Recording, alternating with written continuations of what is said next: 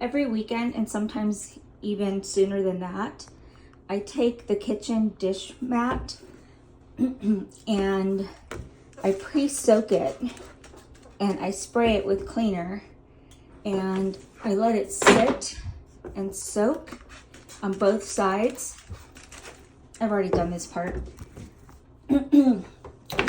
And I use a scrub brush and I scrub. Now let me show you my hands. They don't close all the way.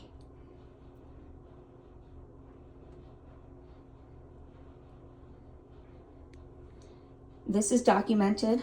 I've been getting therapy for this for years. It has gotten better because I couldn't even go this far, or should I say this close. So this is actually improvement. And if you saw a second ago, my finger at least touched at one point. So I don't have a grip on things. And my arm doesn't lift all the way. It starts to shake when I try to lift it. And I have a rotator cuff that I've torn. And since I have EDS, I constantly dislocate and sublux. So doing stuff like this, I'm constantly subluxing and dislocating. And someone that doesn't have this condition doesn't know what that feels like.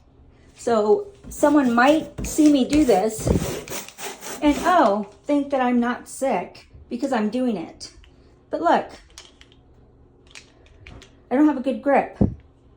So I also don't have a good grip to clean this as well, which means I have to do it more than someone else would. I'd have to try over and over and over just to make up for the lack of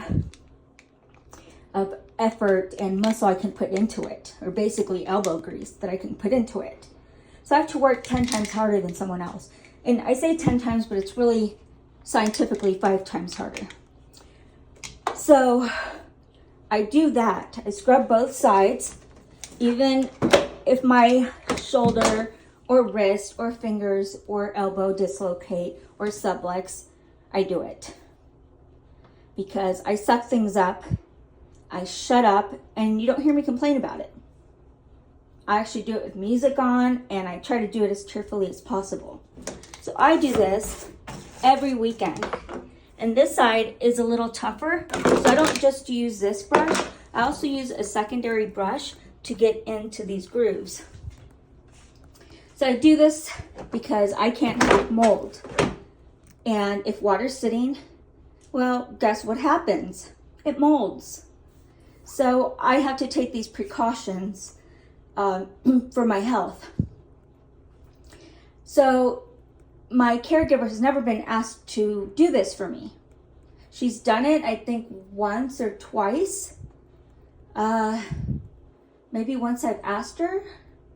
But usually I try to do as much as I can possible. Now, there's a method to this. When you put it back at the rack, you see these grooves? Well, that's to let the water drain.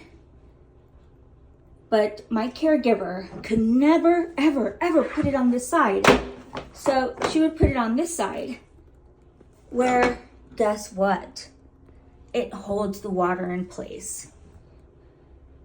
And I never, ever, ever would tell her anything. Ever. Because I didn't want to offend her. I didn't want her to feel bad. I didn't want her to feel dumb. I didn't want her to feel aged. I'd suck it up, and instead of telling her to do the work that she would be paid to do, I'd wait till she would leave, until I'd flip it over and put it the right way. And yet, this caregiver would call me names, and on her last day, went psycho and postal for asking her to throw rotten food in the garbage disposal. Because she would have an excuse to not do anything. Anything. She had an excuse for everything. Basically, I was paying her for me to take care of her and do her job, because she always had an excuse for it. So this is just an example of what it's like to be a sick and disabled person and having to do something minimal as cleaning a dish. Sorry, my throat is really dry. As simple as having to clean the dish mat, and what it's like when we have people that see us do something like this, or we have caregivers that,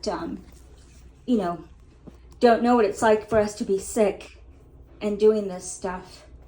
But you know what? Every dog has its day, and every day has its way.